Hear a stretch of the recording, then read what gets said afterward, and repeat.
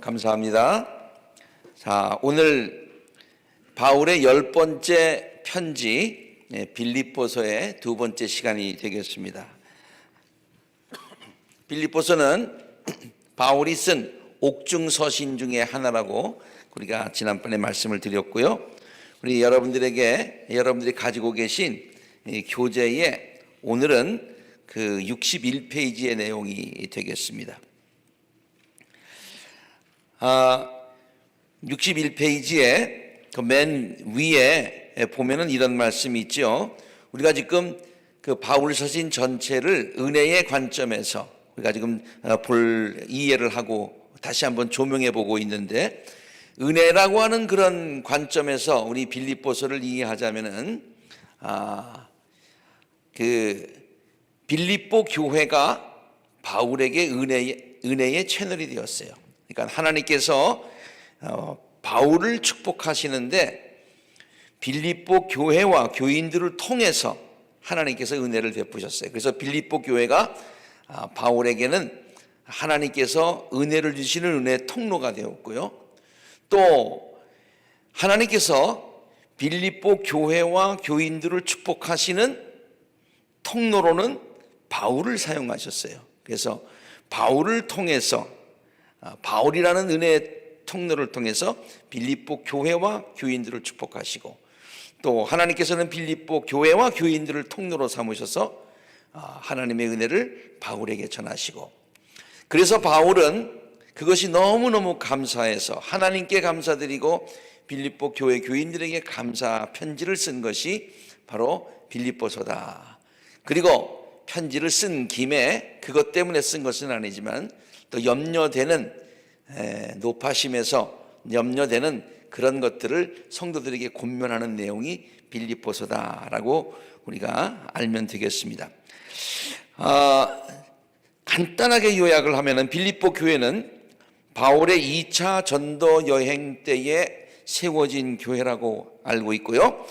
그리고 그래서 마게도니아, 지금으로 얘기하면 유럽이지요.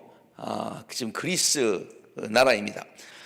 유럽 전도의 전초지가 된 교회가 빌립보 교회고, 그리고 빌립보 교회는 특별히 바울의 전도를 재정적으로 많이 도왔던 그런 교회였습니다.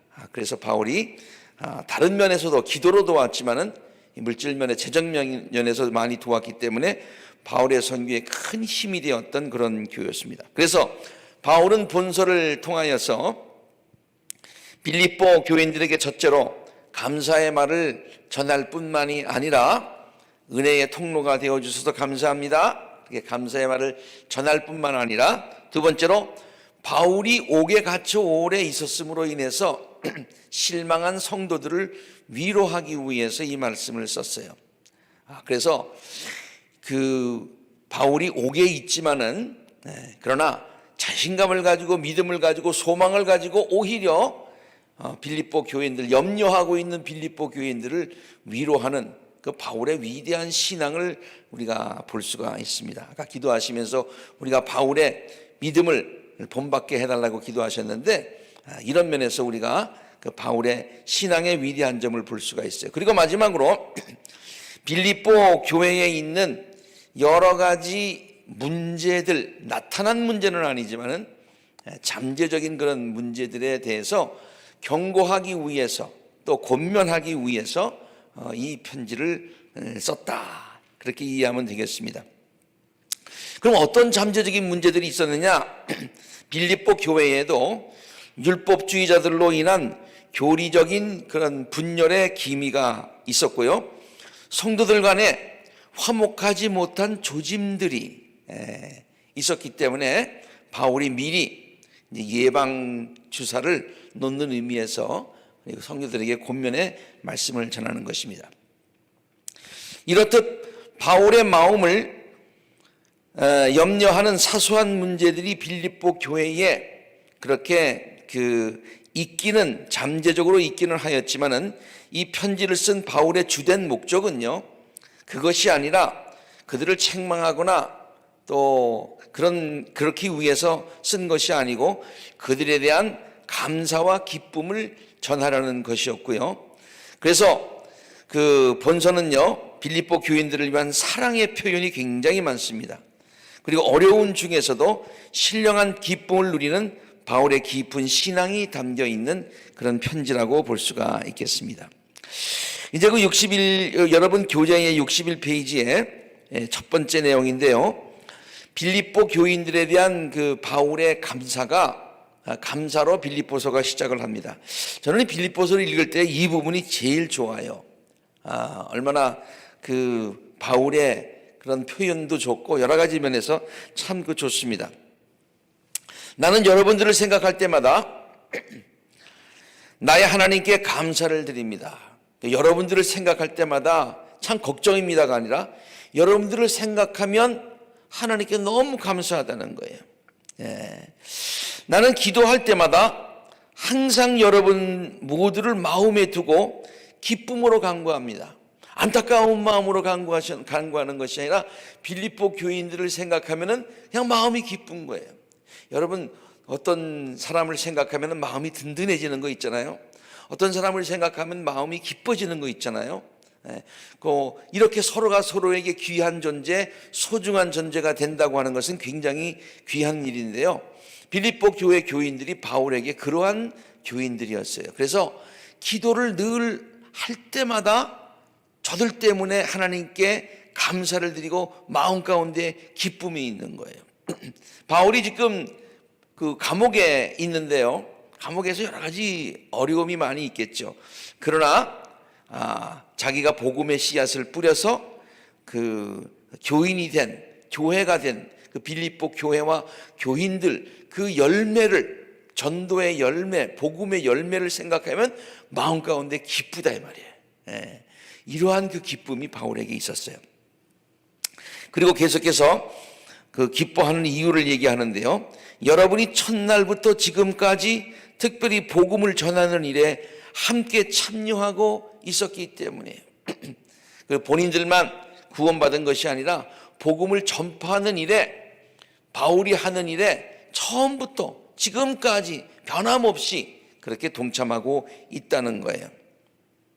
하나님께서, 저는 이 부분이 굉장히 좋은데요, 여러분들 가운데 선한 일을 시작하신 분이 누구십니까? 성령님이시죠? 하나님이시죠? 그리스도의 날에 이르기까지 그 일을 완성하실 겁니다. 하나님께서 여러분들 중에 귀한 일들을 시작하셨는데 아직까지 온전치는 않지만은, 아직까지 아쉬운 점이 없지는 않지만은 우리가 실망하지 않는 것은 시작하신 그 하나님이 우리 가운데서 그 일을 온전하게 끝까지 이루실 것이다. 언제까지? 그리스도의 날에 이르기까지 이루실 것이다. 이러한 확신이, 소망이 바울에게 있었습니다. 나는 이것을 확신합니다.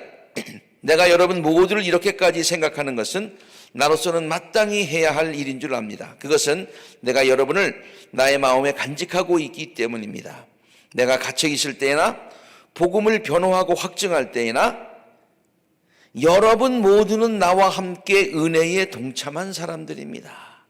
여러분 모두는 나와 함께 은혜에 동참한, 내가 먼저 하나님의 은혜에 그 은혜를 깨닫고 누렸고, 그리고 여러분에게 은혜에 같이 동참하자고 초대를 했는데 여러분이 응해 주었고, 그래서 우리는 함께 하나님의 은혜 가운데 거하는, 동참하는 사람들입니다. 내가 그리스도 예수의 심정으로 여러분 모두를 얼마나 생각하고 있는지는 하나님께서 증언해 주십니다. 내가 지금 이렇게 얘기하고 있는 것 그저 그냥 인사말로 드리는 게 아닙니다.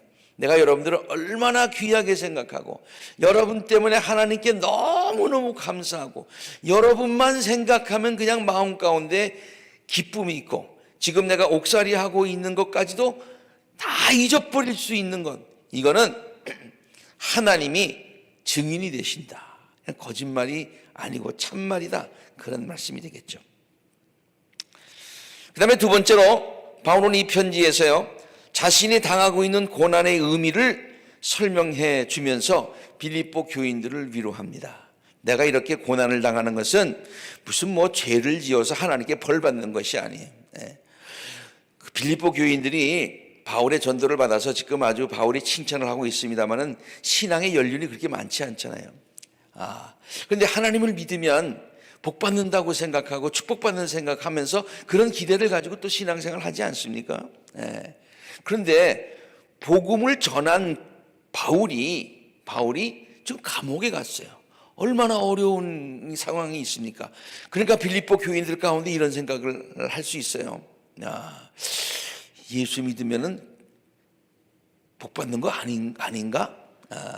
그러면서 신앙의 시험이 들 수도 있어요. 이제 그렇게 신앙의 시험이 든 사람들에게, 교인들에게 바울은 하나님께서 나에게 이러한 그 상황을 허락하신, 고난을 주신 의미가 무엇이냐라고 하는 것을 설명해 주면서 하나님 믿으면은 어려움을 당한다, 그렇게 생각하지 말아라, 그렇게 위로를 하고 있는 것이죠. 형제자매 여러분, 내가 당하는 일이 오히려 복음을 전하는데 도움이 되었습니다. 복음을 전하는데 도움이 되었습니다. 그러면서 이런 얘기를 하고 있어요. 내가 감옥에 갇힌 것이 그리스도로 말미암은 것이라는 사실, 내가 죄를 지어서 잘못해서 돌아온 게 아니라 여기 친위대도 있고 군인들도 있고 그다음에 옥중에서 일하는 그런 간수들도 있지만은 그 간수들이 다 한다는 거예요. 저 사람은 죄를 지어서 들어온 사람이 아니고 복음을 전하다가 하나님이라는 그분을 신을 믿다가 좀 들어왔다. 참 불쌍하다, 안 됐다, 그래 저 사람 참 굉장한 사람이다, 이렇게 해서 사람들에게 관심을 끌게 하고 그 사람들에게 복음을 전할 수 있는 기회와 통로가 되었다는 거예요. 실제로요, 바울이 그 로마의 기독교 초대 역사를 읽어보면은요, 그렇게 군인들, 그리고 또 그 상당히 지위가 높은 사람들, 그런 사람들이 복음을 믿게 된 그런 것을 볼 수가 있어요. 그것은 바울이 그냥 그 밖에서 복음을 전했다면 그런 일들이 일어나지 않는데, 바울이 직접 저들을 대하고 저들에게 복음을 전할 수 있는 기회가 되었다고 하는 거예요. 그렇죠? 그 4차 전도행, 이 지금 붙잡히게 3차 전도행 마치고 4차 전도행 시작하기 전에 벌써 총독 앞에서 자신 있게 복음을 전파하지 않았습니까? 그렇게 복음을 전파할 수 있는 기회가 되었다는 거예요. 바울은 이것을 빌립보 교인들은 무슨 얘기하는지 금방 알 거예요. 다른 교인들은 잘 몰라도. 왜냐하면 특별히 그 빌립보 교회의 여성교회 회장은 루디하고 남성교회 회장은 그 간수장이겠죠. 그 간수장이 어떻게 해서 전도가 됐어요? 아니, 죄도 짓지 않았는데 와서 흠씬 맞고 그 다음에 감옥에 있는데 옥토가 흔들려서 그래가지고 전도하게 된 사람이 간수장이잖아요. 그러니까 옥에 들어간 것은 복음 전파의 도구가 되었다, 방법이 되었다. 그러므로 내가 이렇게 지금 들어와서 있는 것이 내가 복음 전파하는데 더 큰 도움이 되었다. 그리고 또 한 가지, 내가 이렇게 복음을 전파하다가 어려움을 당했기 때문에 앞으로 많은 성도들도 예수 믿다가 어려움을 당할 수도 있어요. 특별히 초대교회는 그랬잖아요. 어려움을 당할 때에 교인들이 어떤 생각을 하겠어요? 우리에게 복음을 전파해준 바울 사도도 어려움을 당했으니 우리도 어려움을 당하는 것이 마땅하다, 당연하다. 이건 우리가 이런 것을 십자가를 지고 우리가 주님을 따라야 되겠다라고 하는 그런 확신을 성도들에게 주게 되었다. 그러니까 첫째는 복음 전파의 방법이고, 그리고 또 뭐예요? 그 고난을 당하는 모든 성도들에게 확신을 주었다. 그래서요, 거기 말씀을 읽어보면은 주님 안에 있는 형제 자매 가운데서 많은 사람이 내가 갇혀 있음으로 말미암아 더 확신을 얻어서 말씀을 겁없이 더욱 담대하게 전하게 되었습니다. 그렇게 얘기하고 있어요. 그러면서 이런 얘기를 합니다. 29절에요. 나에게는 그리스도 사는 것이 그리스도이니 죽는 것도 유익합니다. 여러분이 그리스도를 믿을 뿐 아니라 그를 위하여 고난을 받는 것은 그리스도를 위해서 여러분이 받는 특권입니다. 이것은 하나님께서 나에게 주시는 징벌이 아니고 화가 아니라 재난이 아니라 성도가 누리는 특권이고 복음 전파의 기회고 많은 사람들을 오히려 위로하는 그와 같은 것이 됩니다. 그래서 자기가 당하고 있는 고난의 의미, 어려움의 의미를 빌립보 교인들에게 설명해 주면서 여러분들 그러므로 내가 고난받는 것에 대해서 마음 아파하고 위에서 기도는 해 주시지만은 그것 때문에 실망하거나 좌절하지 마시기를 바랍니다 라고는 그와 같은 자신 있는 메시지를 지금 빌립보 교인들에게 전하고 있습니다. 그 다음에 또 바울은요 이 빌립보서를 읽어보면은요 참 감사로 넘쳐요. 그래서 고난 중에 감사드리는 그와 같은 좋은 예로 빌립보서를 인용을 많이 하기도 하는데요.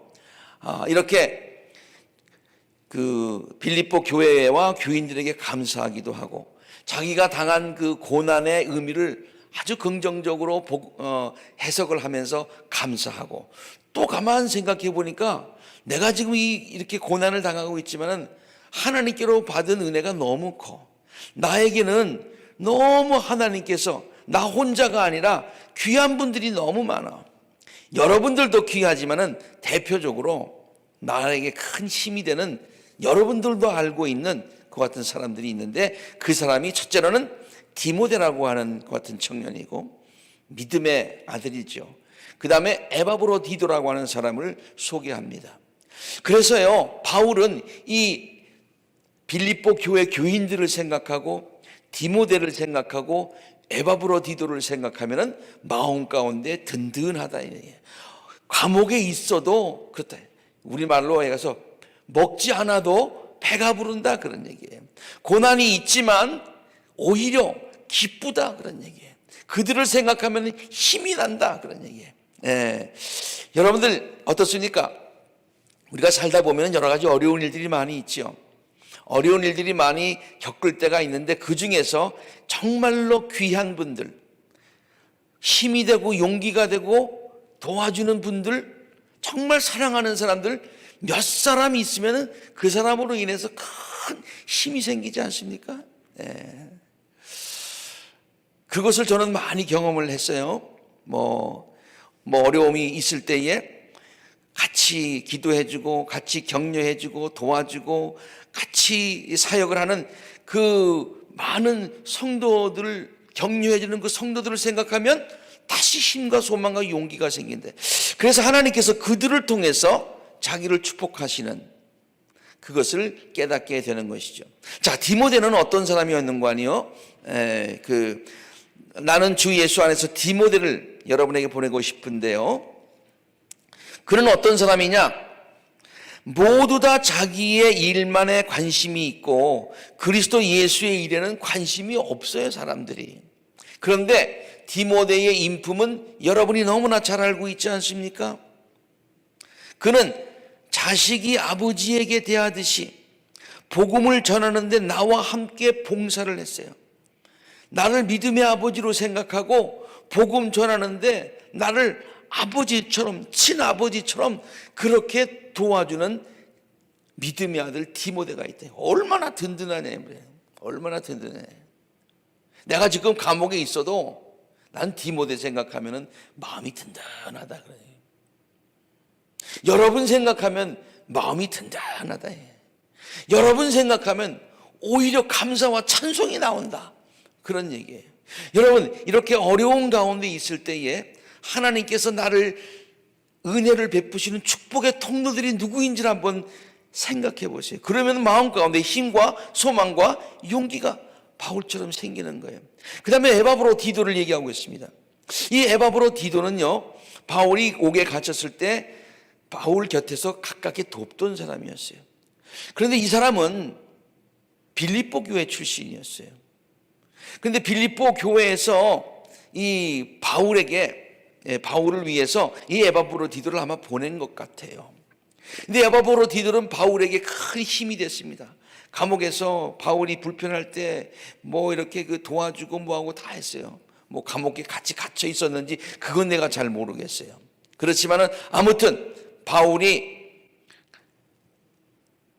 나이가 많이 있을 때, 나이가 많이 들었음에도 불구하고 에바브로 디도로 인해서 큰 그런 힘이 됐던 그런 사람이에요. 그런데 에바브로 디도가 그렇게 바울을 돕다가 병이 들었어요. 병이 들어서 지금 거의 죽게 되었어요.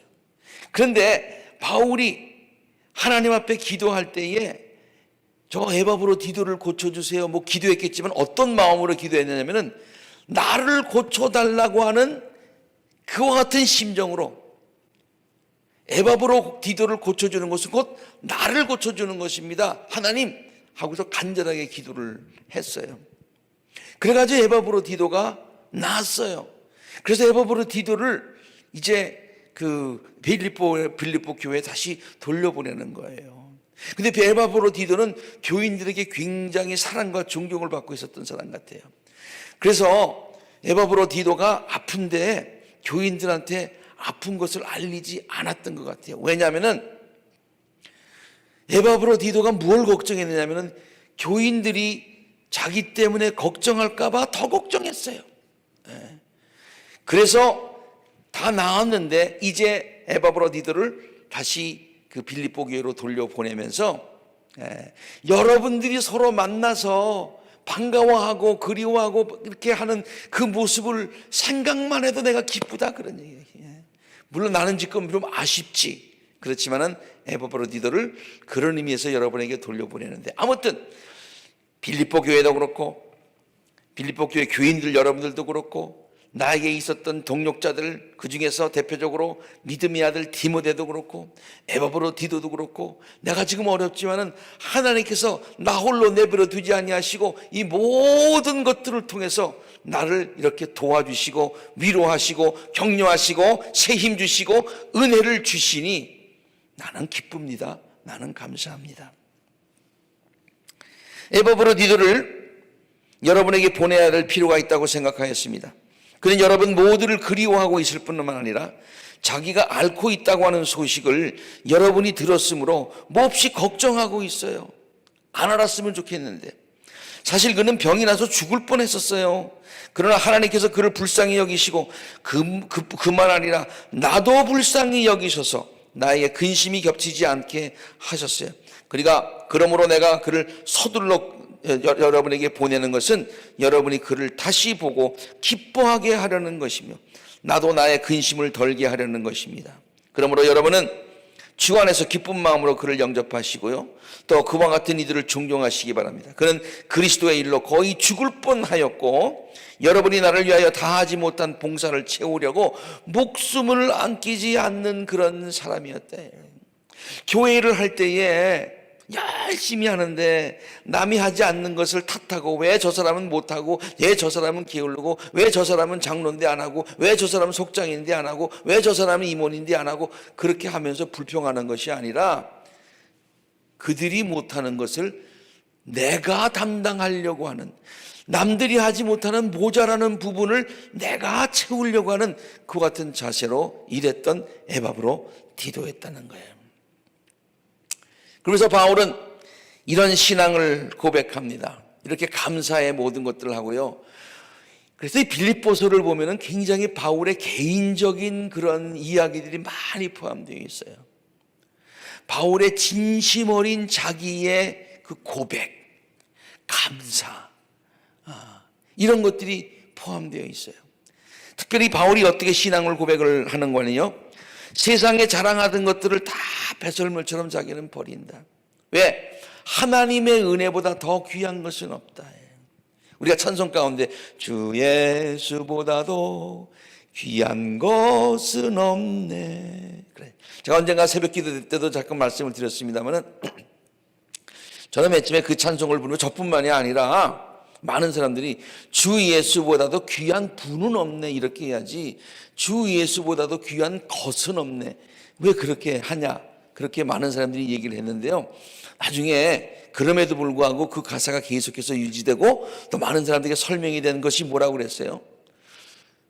주 예수보다도 귀한 분은 없네. 그러면은 사람들하고 비교해서만 귀한 분이 없다고 하는, 가장 귀한 분이라는 것이 되는데, 예수님은 사람과 비교할 뿐만 아니라 세상의 모든 것들을 다, 사람, 물질, 권력, 명예, 이 모든 것들을 다 포함해서 그거보다도 귀한 분은, 그 귀한 것은 없다라는 그런 뜻으로 주 예수보다도 귀한 것은 없네. 명예보다도 권력보다도 가장 귀한 것. 바울이 바로 지금 이런 고백을 하고 있는 거예요. 다른 사람이 육체에 대해서 신뢰를 할 만한 것이 있다면은 나는 더욱더 그러합니다. 나는 여드레 만에 할례를 받았고요. 이스라엘 민족 가운데서 베냐민 지파고요. 왕족이라는 얘기예요. 또 히브리 사람 가운데서도 히브리 사람이고요. 율법으로는 바리새 사람이고요. 열성으로는 교회를 박해하였고, 열성으로는 교회를 박해할 정도니까 나는 다른 일 했으면 다른 데서 성공할 만한 사람이었다, 그런 얘기가 되겠어요. 그리고 율법의 의로는 흠잡힐 데가 없습니다. 그러나 나는 그리스도 때문에 나에게 이루었던 것, 나에게 내가 그동안 귀중하게 생각했던 것, 여러 가지 백그라운드, 교육, 명예, 권력, 쾌락, 이런 거 다 해로운 것으로 여기게 되었습니다. 계속해서 그러면서 이렇게 얘기를 합니다. 왜냐하면은 주 예수 그리스도를 아는 지식이 가장 고귀함으로 나는 그 밖의 모든 것들을 해로 여기게 되었습니다. 나는 그리스도 때문에 모든 것을 잃었고가 그래서 무슨 후회가 된다는 얘기가 아니에요. 내가 잃었고 이런 것에 대해서 조무도 후회가 없고 오히려 나는 그것들을 오물로 여기게 되었다, 그런 얘기. 그것은 내가 그리스도를 얻고 그리스도 안에서 그리스도 안에 있음을 인정받으려는 것이다. 그러니까 바울이 가장 큰 소원이 있어요. 세상으로부터 인정받는 것이 아니라 하나님께로부터 인정받는 것, 가장 크게 생각했어요. 세상에서 얻는 기쁨보다 주님께서 주시는 기쁨을 누리는 것을 가장 귀하게 생각했어요. 그러므로 내가 지금 이렇게 그리스도 때문에 지금 옥에 갇혀 있지만은, 옥에 갇혀 있는 환경은 이건 아무것도 아니다는 얘기예요. 그리스도께서 나를 인해서 영광 받으시고, 그리스도께서 나를 인정해 주시고, 그리스도께서 나로 인해서 하나님의 나라가 복음이 확장되었다면 할렐루야, 그것보다 더 좋은 것이 어디 있고 그것보다 더 좋은 축복이 어디 있겠느냐. 그래요. 살든지 죽든지 그리스도를 위하겠다는 각오를 이렇게 표현합니다. 살든지 죽든지 나의 몸으로 말미암아 그리스도께서 존귀하게 되시는 것, 나에게는 사는 것이 그리스도니 죽는 것도 유익합니다. 참 위대한 고백입니다. 이 고백이 우리는 늘 이렇게 바울의 이야기를 들어서 굉장히 익숙한 표현이지만은, 바울은 이 얘기를 쓸 때 사실 이런 표현을 쓴 적이 없었어요, 다른 사람들이. 바울이 처음으로 이런 표현을 쓴 거예요. 이 바울이 이런 표현을 썼다고 하는 사실은 그의 마음속 깊은 곳에서 나온 진실된 고백이었던 것을 볼 수 있습니다. 그 다음에 나는 모든 것에 만족할 수 있다, 이런 생각을 가지니까 내가 어디에 처하든지 그것은 문제가 되지 않아요. 내가 궁핍해서 이렇게 말하는 것이 아닙니다. 궁핍하니까 이런 생각하면서 위로나 받자, 그런 뜻에서 말하는 것이 아닙니다. 나는 어떤 처지에서도 스스로 만족하는 법을 배웠습니다. 나는 비천하게 살 줄도 하고 풍족하게 살 줄도 알고, 배부르거나 굶주리거나, 그리고 풍족하거나 궁핍하거나 그 어떤 경우에도 적용할 수 있는 비결을 배웠습니다. 함께 같이 읽습니다. 시작. 나에게는 능력을 주시는 분 안에서 나는 모든 것을 할 수 있습니다. 나는 모든 것을 할 수 있습니다. 모든 시츄에이션에서, 상황에서 나는 만족하는 법을 배웠습니다. 참 위대한 고백이죠. 또 그런 이런 고백을 합니다. 목표를 향하여 끝까지 달려나가겠다는 그런 고백을 합니다. 참 이거 굉장히 위대한 고백인데요. 지금 바울이 내가 이만큼 이루었다, 자 나를 봐라, 그런 게 아니에요. 나에게도 아직까지 부족한 것이 있어. 아직까지 내가 목표점에 이르지는 못했어. 나는 그러나 끝까지 그 목표를 향해서 달려갈 거야. 그리스도의 온전함을 위해서 끝까지 노력할 거야. 그 끝까지 노력하는 바울의 모습, 자만하지 않는 바울의 모습을 볼 수가 있습니다. 앞에 있는 것만을 바라보고 그리스도 예수 안에서 하나님께서 위로부터 부르신 그 부르심의 상을 받으려고 목표를 향하여 지금도 달려가고 있습니다. 지금도 달려가고 있습니다. 내가 무슨 것을 다 이루었다고 생각할 때가 많이 있죠. 그래서 자만할 때가 많이 있죠. 바울은 그러지 않았습니다. 아직까지도 정말로 우리가 생각할 때는 굉장한 신앙의 경지에 이른 바울이지만은, 바울은 그러나 목표점을 향해서 끝까지 달려가겠다고 하는 그와 같은 신앙의 자세를 가지고 있었던 것이죠. 이러면서 빌립보 교인들을 위해서 바울이 또 권면하는 권면이 그 빌립보서에 계속해서 나옵니다. 지금 바울이 감사의 내용도 나왔고, 또 이렇게 감사가 나올 수 있는 그 바울의 그 신앙적인 바울의 신앙의 고백을 들어보니까 그 감사의 내용이 그냥 나온 내용은 아니겠죠, 그렇죠? 이런 신앙을 가졌으면 당연히 그 감사가 나오겠다. 그래서 바울의 신앙의 고백을 우리가 잘 살펴보았습니다.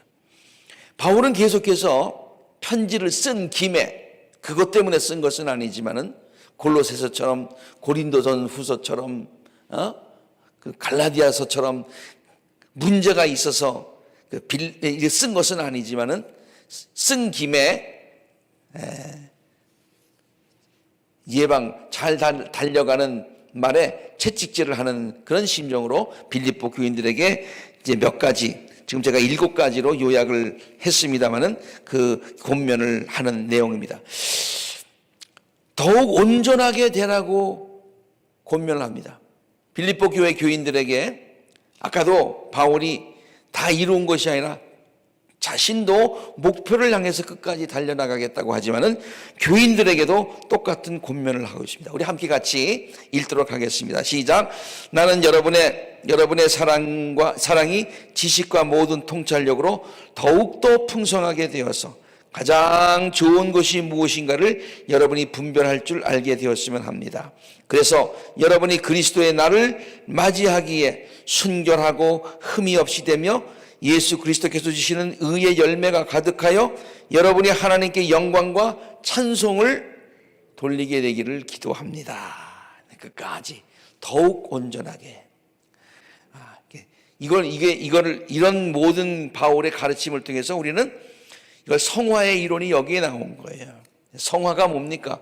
구원받았지만은 그러나 우리의 하루하루의 삶을 살아가면서 조금씩 더 거룩하여지는, 조금씩 더 to be more like Jesus, 예수님을 닮아가는, 조금 더 성숙하여가는 그런 신앙이 되도록 권면하고 있는 것이죠.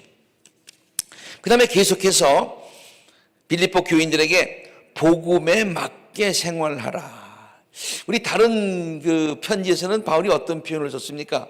성도답게라는 말을 썼어요. 성도답게라는 말을 썼는데 여기는 어떤 표현을 썼냐면 복음에 맞게 생활하라. 함께 읽습니다. 시작. 오로지 여러분은 그리스도의 복음에 맞게 생활을 하십시오. 그 다음 계속해서 시작. 어떤 일이라도 대적하는 자들을 두려워하지 않는다는 소식을 나에게 들려줄 수 있게 하십시오. 어려움이 있다고 좌절하고 어려움이 있다고 실망하고 그런 것이 아니라 복음에 맞게, 그 믿음 가진 사람답게 실망하거나 절망하고 하지 말고 세상을 이기면서, 문제를 이기면서 살아가는 성도들이 되라. 그렇게 권면하고 있어요. 그리고 세 번째로 겸손하여 서로를 섬기라고 그렇게 얘기를 하고 있습니다. 제가 아까 서두에서 얘기했듯이 빌립보 교인들이 이제 모여서 생활을 하다 보니까 이제 조금씩 그런 분란의 조짐이 보이기 시작했던 것 같아요. 그래서 분란하게 되는 것은 뭐냐면 내가 너보다 좀 나아 이런 생각을 가지고 있을 때, 남을 무시할 때에 그 분란의 조짐이 생기는데, 바울은 그런 면에서 서로가 서로를 섬기라고 하는 그런 관점에서 이렇게 얘기를 하고 있습니다. 여러분은 같은 생각을 품고 같은 사랑을 가지고 뜻을 합하고 한 마음이 되어서 나의 기쁨이 넘치게 해주시기 바랍니다. 물론 여러분들을 생각하면 지금도 기쁘지만은 여러분들이 하나가 되어 있는 그 모습을 생각할 때 더 기쁘다. 부모의 심정이죠. 여러분 어떻습니까? 자녀들이 있는데 둘이 맨날 싸우면은 부모의 마음이 어떻겠어요? 그렇죠? 그러나 내가 몰랐는데 큰 애가 작은 애를 돌보면서 그냥 이렇게 도와줬던 것이 나중에 알게 되면 얼마나 부모가 마음이 든든하고 기뻐요. 동생이 오빠나 형에게 아주 그냥 또 어려울 때 이렇게 도왔다라는 그런 얘기가 들리면은, 그래서 서로가 화목하면 얼마나 좋겠어요. 지금 빌립보 교회를 향한 목회자적인 그 같은 바울의 심정을 여기 얘기하고 있는 것입니다. 그래서 서로 자기보다 남을 낮게 여기십시오. 당신이 서로 인정해 주는 거예요. 나보다 낫다, 나보다 생각이 더 깊다, 이렇게 인정을 해 주는 거예요. 그리고 자기 일만 돌보지 말고 서로 다른 사람들의 일도 돌보아 주십시오. 이와 같은 겸손한 태도, 서로 섬기는 태도가 어떤 태도냐? 이것이 예수 그리스도께서 보여주신 그와 같은 태도입니다. 그러면서 여기 그 교재에 기록하지는 않았습니다만은 겸손의 본을 보여주신 예수님의 예를 들어요. 이게 빌립보서에서 굉장히 유명한 성경 구절 중에 하나이지요. 그는 하나님의 모습을 지니셨어요. 예수님이 하나님과 동등됨을 당연하게 여기지 아니하시고 오히려 자기를 비워서 종의 모습을 취하시고 사람과 같이 되시는 겸손함을 보여주셨어요. 사람의 모양으로 나타나서 자기를 낮추시고 죽기까지 순종하셨으니 십자가에 죽기까지, 가장 비참한 죽음까지 죽었어요. 겸손의 본을 보여주셨어요. 그러니까 하나님께서 결국에 그를 높여주셨어요. 그래서 모든 위에 뛰어난 이름을 그에게 주시게 되었다. 여러분들도 서로 겸손하고 서로 섬기면은 하나님이 높여주십니다 라는 그런 격려의 말씀이죠. 그 다음에 네 번째, 흠이 없는 하나님의 자녀가 되라고 권면하고 있습니다. 흠이 없는, 참 빌립보 교인들을 위한 바울의 기대와 하나님께서 빌립보 교인들 우리들을 향한 기대가 얼마나 큰지를 알 수 있는 대목이죠. 함께 있습니다. 시작. 무슨 일을 하든지 불평이나 시비를 하지 말고 하십시오. 그리하여 여러분은 흠이 없고 순결해져서 구부러지고 뒤틀린 세대 가운데서 하나님의 흠없는 자녀가 되어야 합니다. 그리하면 여러분이 이 세상에서 별처럼 빛날 것입니다. 캄캄한 세상에서 별처럼 빛나는 것처럼 성도들이 캄캄한 세상에 별처럼 빛나야 된다, 그런 얘기죠. 그 다음에 계속해서 시작. 마지막으로 형제자매 여러분, 무엇이든지 참된 것과 무엇이든지 경건한 것과 무엇이든지 옳은 것과 무엇이든지 순결한 것과 무엇이든지 사랑스러운 것과 무엇이든지 명예로운 것과 또 덕이 되고 칭찬할 만한 것을, 이 모든 것을 여러분들은 골똘히 생각하십시오. 그리고 여러분은 나에게서 배우고 받고 듣고 본 것을 실천하십시오. 그리하면 평화의 하나님께서 여러분과 함께 계실 것입니다. 참 바울이 빌립보 교인들에게 흠없는 성도가 되라고 권면하고 있습니다. 그 다음에 다섯 번째, 몇 가지니까 몇 가지만 조금만 더 하겠습니다. 시작. 고난 중에 기뻐하고 감사하라고 권면하고 있습니다. 나의 형제자매 여러분, 주 안에서 기뻐하십시오. 그 다음에 빌립보서 4장 6절 7절, 빌립보서 가운데 또 우리 성도들이, 많은 사람들이 굉장히 좋아하는 구절이 바로 이 구절이에요. 예. 좀 죄송합니다만은 여자 화장실에도 있는지 모르겠어요. 남자 안 들어가 봐서 여자 화장실에 남자 화장실에 가면 그게 그냥 이 성경 구절이 곳곳에 우리 교회에도 있어요. 너무너무 좋아하는 그런 말씀이에요. 시작. 아무것도 염려하지 말고 모든 일을 오직 기도와 간구로 하고 여러분이 바라는 것을 감사하는 마음으로 하나님께 아뢰십시오. 그리하면 사람의 헤아림을 뛰어넘는 하나님의 평화가 여러분의 마음과 생각을 이 그리스도 예수 안에서 지켜주실 것입니다. 고난 중에도 기뻐하고 감사하는 권면. 그리고 나서 제가 서두에 말씀드렸듯이 그 약간 그 빌립보 교회에 걱정되는 조짐이 좀 문제 조짐이 있다고 하는 것이 율법주의자들이 자꾸 일어나고 있는 것들이라고 그랬는데 바울은 거기에 이제 백신을 쫙 놓는 거예요. 예방주사를 놓는 거예요. 개들을 조심하십시오. 악한 일꾼들을 조심하십시오. 할례를 주장하는 사람을 조심하십시오. 하나님의 영으로 예배하며 그리스도 예수 안에서 자랑하며 육체를 신뢰하지 않는 우리야말로 참으로 할례 받은 사람입니다. 우리는 영의 할례를 받았습니다. 그러니 자꾸만 율법주의자들에게 속아 넘어가지 마십시오. 마지막 반복되는 얘기입니다만 계속해서 신앙의 경주를 자기도 신앙의 경주를 계속 달려가고 있어요. 또 온전한 크리스찬이 되기 위해서 노력하라고 권면하고 있어요. 마지막으로 또 이렇게 권면합니다. 시작. 우리가 어느 단계에 이르렀든지 같은 길로 계속 나아갑시다. 그러니까 여기에서 우리가 알 수 있는 것은 신앙의 단계가 있다고 하는 거예요. 성숙의 단계가 있다고 하는 거예요. 여러분들 한번 생각해 보세요. 내가 온전한 그런 단계가 있다면 지금 나는 신앙의 연륜이나 그 다음에 또 여러 가지 신앙의 그 정도나 깊이나 넓이나 이런 것을 봐서 내가 어느 정도의 단계에 있다라고 생각을 하십니까? 괜찮아요. 그 단계에 이르렀든지 거기에 그냥 주저있지 말고 옆으로 빠지지 말고 뒷길로 하지 말고 같은 길로 계속 나아가라. 계속 나아가라. 조금씩이라도 확실하게 앞으로 나아가라. 전진하라. 하다가 중지하지 말아라. 가다가 중지곧 하면 아니간만 못하니라 라고는 우리나라의 속담이 있듯이 말이죠. 그렇게 계속해서 빌립보 교인들에게 신앙의 권면을 하고 있는 바울의 아주 간절한 그런 마음을 우리가 이 빌립보서를 통해서 깨달을 수가 있겠습니다. 이제 그 바울 서신에 이제 3개밖에 안 남았어요. 다음 시간에는 디모데 전서, 그리고 디도서, 그리고 디모데 후서, 이제 3개만 남아 있는데 여러분 지금까지도 잘 이렇게 공부하셨습니다만 끝까지 우리가 이 바울 서신을 통해서 귀한 은혜를 함께 나눌 수 있기를 바랍니다. 기도하겠습니다.